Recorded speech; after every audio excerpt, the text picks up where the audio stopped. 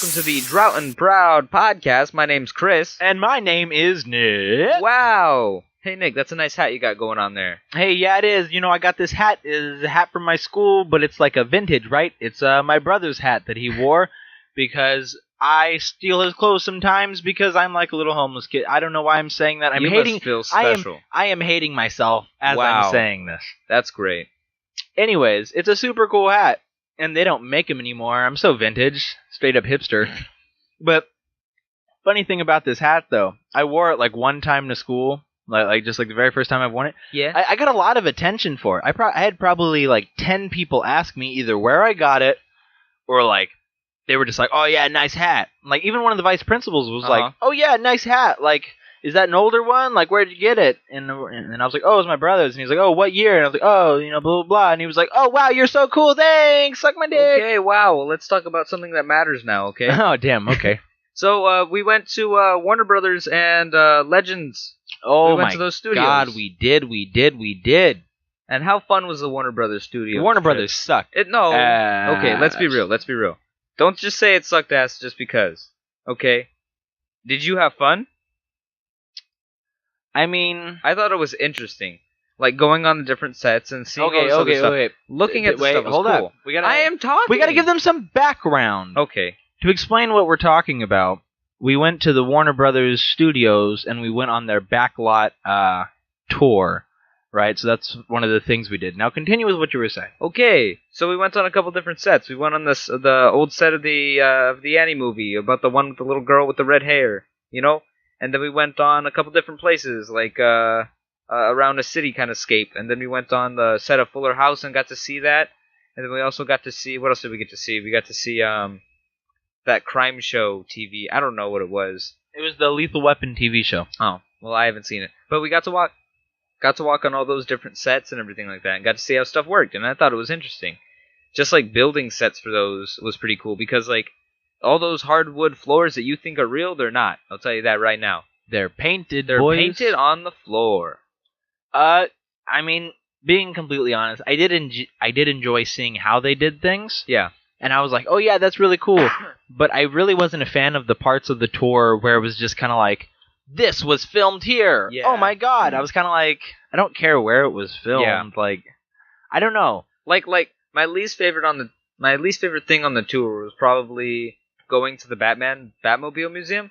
Just because, like... You didn't like the Batmobile Museum? Yeah, I mean, like, I like Batman, but, like, you go there and you just see the Batmobiles. I mean, like... Well, I mean, it was cool to see, like, how big they were in comparison to, like, an actual person. Yeah, I guess. Because, like, looking at them in the movies, you can't really tell, but seeing them in person, it's kind of like, alright, that's kind of cool. But it's like, what am I going to do with this information? I'm just going to look at them. Yeah, you're just kind of like, hey, that's cool. It's like a museum. But I'm not gathering anything from it. Like... When you go to a museum, you see stuff, but, like, you could actually learn stuff about it. They didn't have anything to, like, tell you more about it. Chris, what do you learn when you go to an art museum? I don't know. Why do you go to art museums? Same reason you go to Batmobile museums, to say, hey, that looks pretty cool. Yeah, but you're going... Okay, I went to the Warner Brothers thing so I could learn some stuff about film, but I'm going and I'm just looking at props. What can you learn from just looking at things like that? Okay, see, that's where we got confused, because we thought it was, like, something special that we got to go on for our film class. But it turns out it was just the general audience, backlot tour. Yeah. But when we got to go in the sound stage and we got to see all the lighting setups and we got to see just how they would use different optical illusions and when shooting stuff. I figured some things out without, like, needing the tour guide, where, like, they had the lights and stuff like that up on the roof. Like, they had tape to know, like, which light is, in a certain place, you know what I mean? Mm-hmm. Like, I learned about things like lighting and cameras and sound and everything there, but, like, the tour guide didn't actually, like, explain it to me straight up. We all kind of had to look around ourselves. And the worst part for me was, okay, the two worst things was the fact that our tour guide could not answer any of my questions. All she knew was, like, the history and, like, where things were shot. Mm-hmm. But, she, like, if I asked her how something was done or, like, how they did this, think about it. She's not even, like, she's not a director. Yeah, That's not her job. I know, but I thought maybe she would have some sort of understanding. So, she couldn't answer my questions, and we weren't allowed to touch anything. And all I wanted to do was touch everything. I just saw it, and I was like, I gotta touch. But she was like, no, don't touch anything. That sucked. But I understand though, because it's like if you're having everybody come in, they're all able to touch everything. Like not everything there is meant to last forever. I get that. But what was pretty cool was just seeing like the whole like cityscape they had built in the background that would like in the background of what? Like in the backlot they have like an entire city built basically of just like buildings and like fake areas, and that all gets used all the time and like repurposed and repainted and redone. Yeah, it's all really cool. Yeah, and just it's surprising how much they can fit into a small area by just like redoing all of it over and over and over. Yeah. No, like being there was cool. I like seeing everything. I like seeing when we actually got to go onto the sets. I thought that was the coolest thing because like they have the two different types of sets. They have the drama set, and then they also have the sitcom set. And like we got to see the difference between those. And I mean like it's not like there was like not like a big difference. It's not like it was very like surprising to know that sitcoms were only filmed with 3 walls or something like that, and the drama sets are filmed with 4. But it's like I liked knowing that she was telling me that there was a difference, and she told us that they had to change things on the sets a lot to like keep the continuity of it. You know what I mean? Like on the TV show set, what was it for again? You're either talking about Lethal Weapon? Yeah. For that one, they had like windows that had to move. Mm-hmm. Like that way, there was no glare on the windows when they wanted a certain shot, and I thought that was pretty interesting. That was pretty cool. It was, and she was telling us about it. Like, depending on it, how badly a director wanted a certain shot, they would just take out entire walls just so they could fit the camera in there. And that's crazy because like we build sets and stuff like that in a similar way at Hoover for plays and stuff like that. We have the same sort of walls and everything like that. And, like, I just can't imagine, like, well, I can, like, every day, like, moving an entire set like that and then making a whole new set within a couple of hours and then getting them ready to film and everything like that, you know? Could you imagine, though, like, when we get to that level of, like, filmmaker where we just move everything to this one shot? That's crazy. We're not there yet, but, man, it's kind of intimidating, honestly, for me. I'm thinking, like, am I ever going to be at that point where I know exactly what I want and how to do it, where I can just move everything and then get a good shot? Well, it's not like you're in charge of the whole entire operation anyway. Well, yeah, that's true. Because they got people there. They got people there to plan, whatever is going on out, Yeah, just like the more I look at it, I feel like that's a big burden to bear. Yeah. Because, I mean, me, with what we make now, there's a lot of times where I'm like, oh, shoot it like this, and then I'm like, oh, I hate that, shoot it this instead. Like, could you imagine, like, you've got all these people and you're sitting there and you can't make up your mind over which shot you like more? With enough experience, you're gonna have to learn how to like explain what you want. And if you're that far ahead, you better know what you're saying. You know, like you got to know what you want from them. I guess it's probably just the fact that I am not as experienced as those people that it seems so scary to me. Yeah, man. Finding out that people that work on sitcoms have to learn their lines within 5 days. Yeah, in 5 days. They've got 5 days to learn all their lines. I mean, that's crazy. It's not like sitcoms are very like demanding of like actors knowing all their lines though, because like they'll have scripts on set, and if they don't know their line, they can call a line, But it's just depending on like how long they're willing to do it, and like they're gonna have to learn eventually. Like if they have all this time to learn, they're gonna learn, Yeah. Like, it's not like us where we have all this other stuff going on, too, Like, they have, like, a whole day, and that's their job, That's what I think the main difference between, like, that and this is. And normally on sitcoms, there are a whole bunch of different characters, a whole bunch of different stories, It's, like, 15 minutes. 15 minutes of dialogue that they have to remember, at most. Yeah. Well, not even that, because, like, there's all the time in between where they do the transitions, like, Was that your attempt at doing the Seinfeld transition? Yeah, shut up. Alright, that's pretty good. They have all those different things, though, And then, I don't know, there's just a whole bunch of different things. Like, you need to give the audience time to go, aww, sometimes. Uh-huh.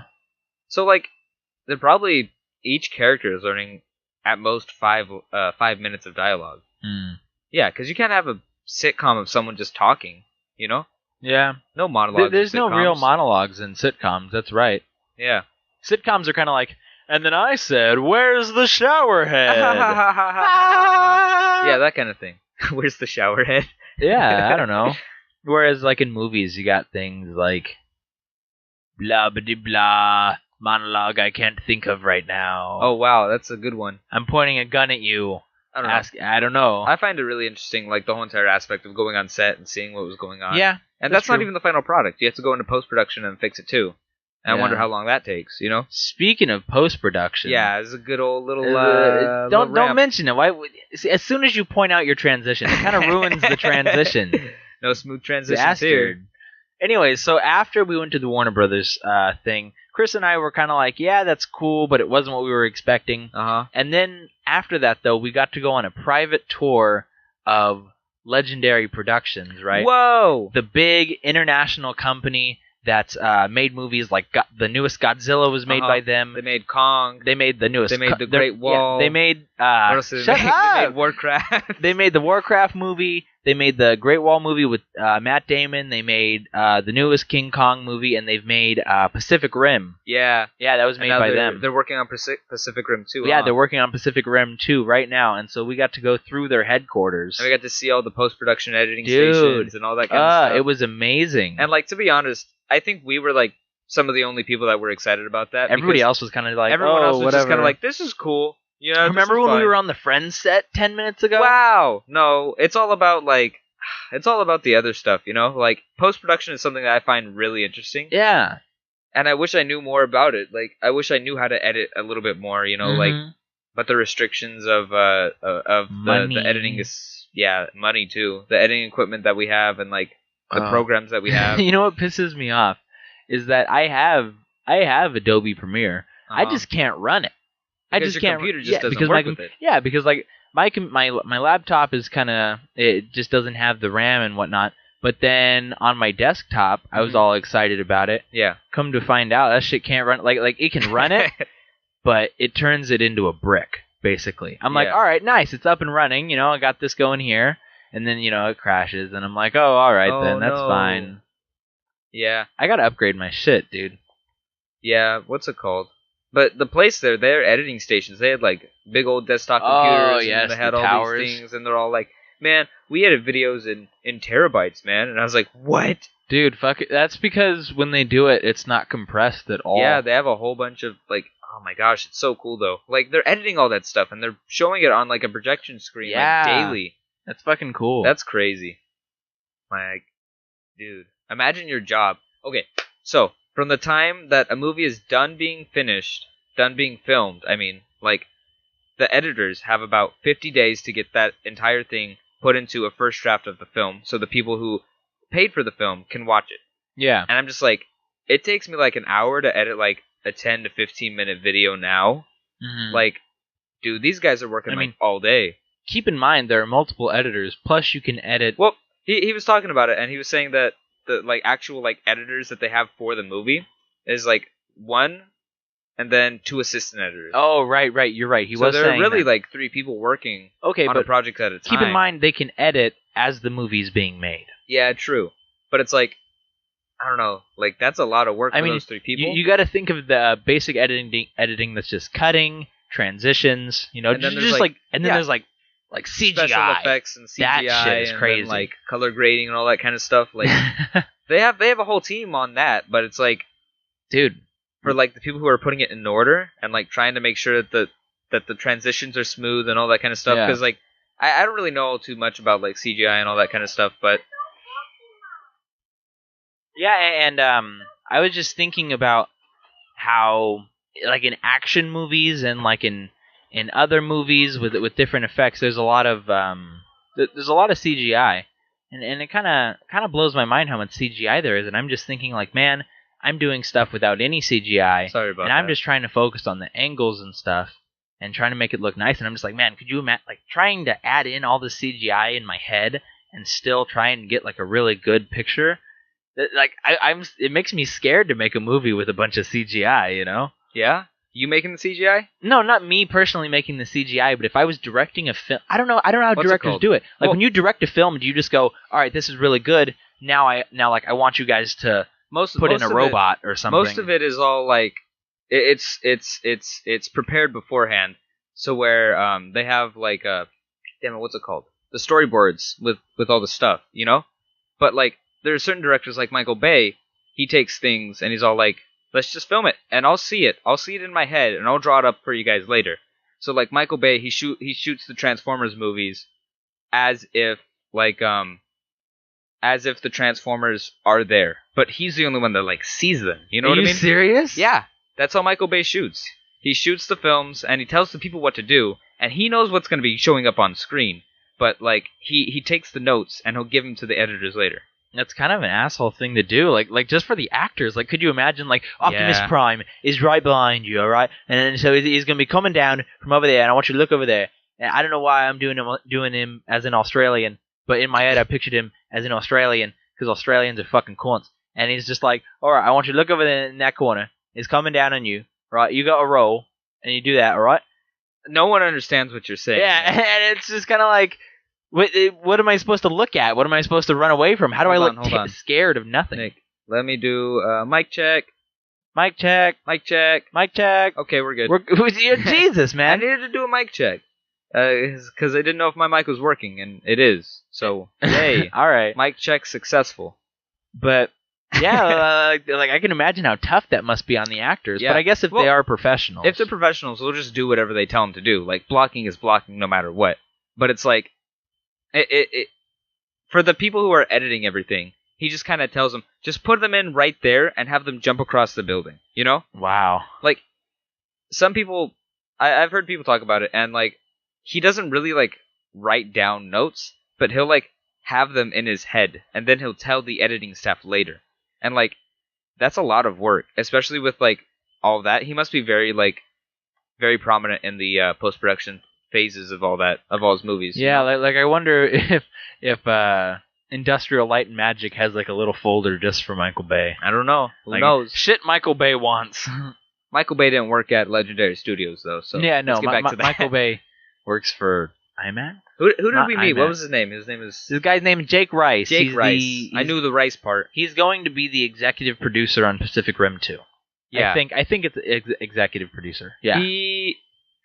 He's not executive producer. Maybe associate? I don't know. It doesn't he matter. does something. He does some look Something for very yeah. important. Very nice guy. look for his name in the credits. He was the one that gave us a tour of the whole thing, and he was a really nice guy. he He was talked really to us about a whole nice. bunch of different things, telling us don't go to film school because film school's a waste of money, which like was good to hear from someone who's like actually in the industry. yeah. You know?